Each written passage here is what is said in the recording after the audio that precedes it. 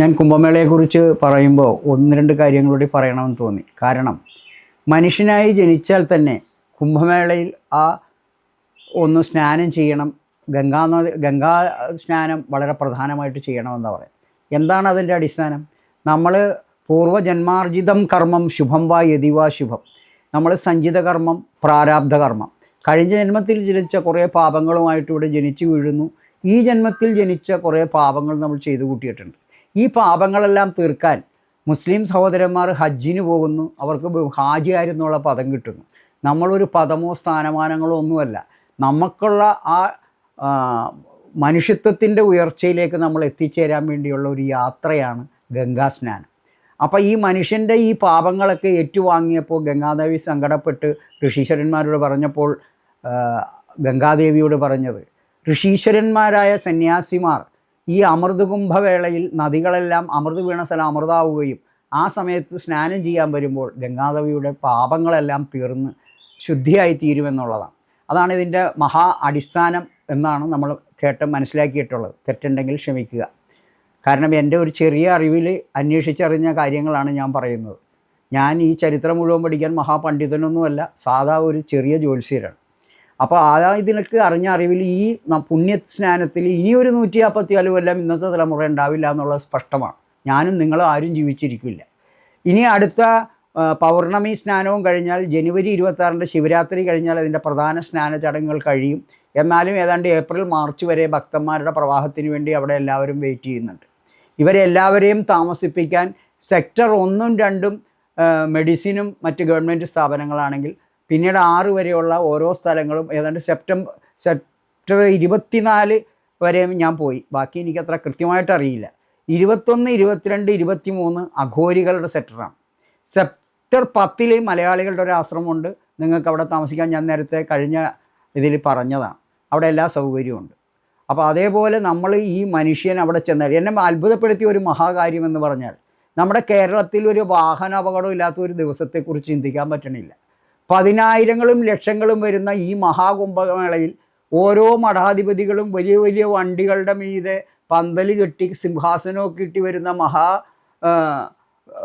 യോഗീശ്വരന്മാരെ എല്ലാം അനുഗമിച്ചുകൊണ്ട് ശിഷ്യന്മാരൊക്കെ ഓരോ വണ്ടികളിലും തിങ്ങി നിറഞ്ഞു പോയിട്ട് പോലും ഒരു അപകടം അവിടെ കാണുന്നില്ല. ഒരു സ്കൂട്ടർ അപകടം കാണുന്നില്ല.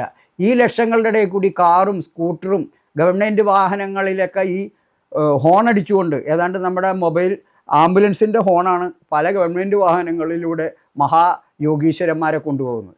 ഇതെല്ലാം പോയിട്ടും ഒരു കൂട്ടിമുട്ടൽ, ഒരു സ്ത്രീ പെട്ടെന്നെങ്ങാൻ കടന്നു പോയാൽ ബ്രേക്ക് ചവിട്ടി ഡ്രൈവിംഗ് ഇത്രയും സൂക്ഷിച്ചു ഓടിക്കുന്ന ഒരു ഡ്രൈവിംഗ് സെക്ഷൻ ഞാൻ ഭാരതത്തിൽ ഇന്ന് പ്രയാഗ്രാജിലാണ് കണ്ടിട്ടുള്ളത്. പിന്നെ ജനം അവിടെ കൊണ്ടൊരു അപകടം ഉണ്ടായപ്പോൾ യോഗി എല്ലാ വണ്ടികളും സ്റ്റോപ്പ് ചെയ്യാനും പല വണ്ടികളും ഇപ്പോൾ എനിക്ക് തന്നെ സാമ്പത്തിക നഷ്ടം ഒരുപാടുണ്ടായി. കാരണം ഞാൻ വന്ദേ ഭാരതിൽ ബുക്ക് ചെയ്ത് തിരിച്ച് അവിടെ നിന്ന് കേരള എക്സ്പ്രസ്സിന് തേർഡ് AC ബുക്ക് ചെയ്ത്, പക്ഷേ രാത്രി ഞാൻ പോരാൻ നേരത്ത് വന്ദേ ഭാരത് ക്യാൻസൽ ചെയ്തു.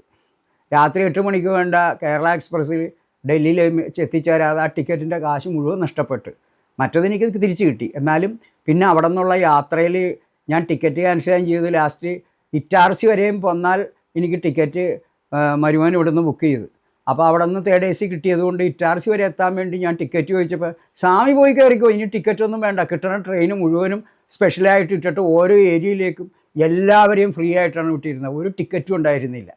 അത്രയും സംവിധാനം ചെയ്യാൻ യോഗിയുടെയും മോദിയുടെയും പ്രത്യേക കഴിവ് തന്നെയാണ്. ആ ജനങ്ങളെ അത്രയും പേര് അവിടെ നിന്ന് സംരക്ഷിക്കാനും ഒഴിവാക്കാനും വളരെ അഹോരാത്രം ഒരു പൈസ പോലും വാങ്ങാതെ തന്നെ ട്രെയിൻ ഓടിയെന്നുള്ള സത്യം ഞാൻ വളരെ വ്യക്തമായി മനസ്സിലാക്കിയ ആളാണ്. കാരണം ആ ട്രെയിനിൽ ടിക്കറ്റ് എടുത്ത ആൾ ഞാൻ മാത്രമേ ഉള്ളൂ, എനിക്ക് സീറ്റുമില്ല.